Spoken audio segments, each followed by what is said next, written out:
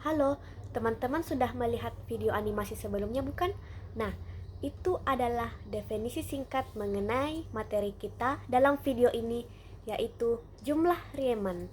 Sebelum itu, perkenalkan saya Ikrimah Nur Aulia, mahasiswi Universitas Sulawesi Barat, kelas 2023A, Pendidikan Matematika. Tak perlu berlama-lama, ayo kita cus ke materinya.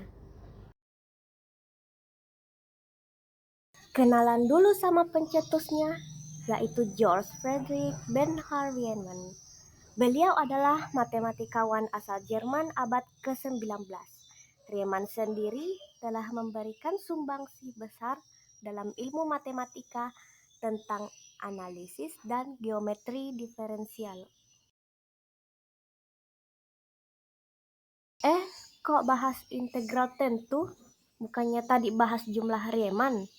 Nah, integral tentu ini kaitannya erat loh dengan jumlah Riemann. Integral tentu sesuai dengan definisi di mana nilainya menentu merupakan sebuah fungsi terbatas yang berada dalam selang tertutup A, B. Berbeda dengan integral tak tentu yang nilainya tak pasti sehingga selalu diberikan tambah C. Untuk melihat definisi lebih lanjut, bisa melihat materi integral tak tentu dan integral tentu dari teman saya dalam channel yang sama ya. Membahas integral tentu berarti kita membahas tentang luas. Kita ingin mencari luas daerah dari sebuah grafik dan dari situlah kita membutuhkan jumlah Riemann. Misal, diberikan sebuah grafik dengan sebarang kurva dalam interval A, B. Kita ingin mencari luas daerahnya. Namun, karena bentuk kurva yang rumit, sulit untuk mengukur luas area tersebut. Nah, solusi dari permasalahan ini adalah dengan membagi area menjadi sejumlah kecil persegi panjang. Semakin banyak persegi panjang, semakin mendekati pula nilai luas area yang ingin diketahui. Bisa kita lihat pada gambar. Gambar pertama, ada area kurva yang tidak terhitung karena tidak terkena area persegi panjang. Namun pada gambar-gambar selanjutnya, semakin banyak persegi panjang yang digunakan, semakin sedikit pula area yang tidak terhitung.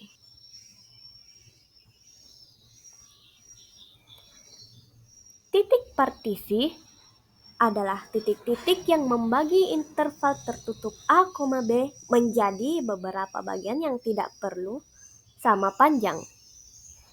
Misal pada contoh, jarak antara 1 ke 2,5 dan 2,5 ke 3,5 tidaklah sama. 1 ke 2,5 jaraknya 1,5 dan 2,5 ke 3,5 jaraknya 1. Sedangkan titik sampel sesuai namanya adalah titik-titik yang dipilih di setiap area partisi, berguna untuk mengetahui panjang persegi. Dari situlah kita mendapatkan rumus jumlah Riemann. Jumlah Riemann dilambangkan dengan Rp sama dengan sigma I sama dengan 1 ke N F X I bar dikali delta XI. Mari kita masuk ke contoh soal. Pada gambar sebelumnya, diketahui titik partisi sama dengan 1 lebih kecil dari 2,5, lebih kecil dari 3,5, lebih kecil dari 5. Kemudian titik sampel, diketahui titik sampel 1 adalah 2, titik sampel 2 adalah 3, dan titik sampel 3 adalah 4,5. Kemudian fungsi kurvanya adalah fx sama dengan negatif x pangkat 2 ditambah 4x. Untuk mencari jumlah Riemann-nya dapat dilakukan penyelesaian sebagai berikut. Pertama, mencari fx I bar. Caranya adalah dengan mensubstitusi titik-titik sampel yang ada ke dalam fungsi fx sama dengan negatif x pangkat 2 ditambah 4x. Kita substitusi 2, 3, dan 4,5 ke dalam fungsi. Kemudian mencari delta XI, yaitu dengan menyelisihkan dua titik partisi yang berdekatan. Melihat pada soal, kita menyelisihkan 2,5 dikurang 1, kemudian 3,5 dikurang 2,5, dan 5 dikurang 3,5. Setelah mendapatkan semua yang diperlukan, selanjutnya adalah dengan memasukkan ke dalam rumus.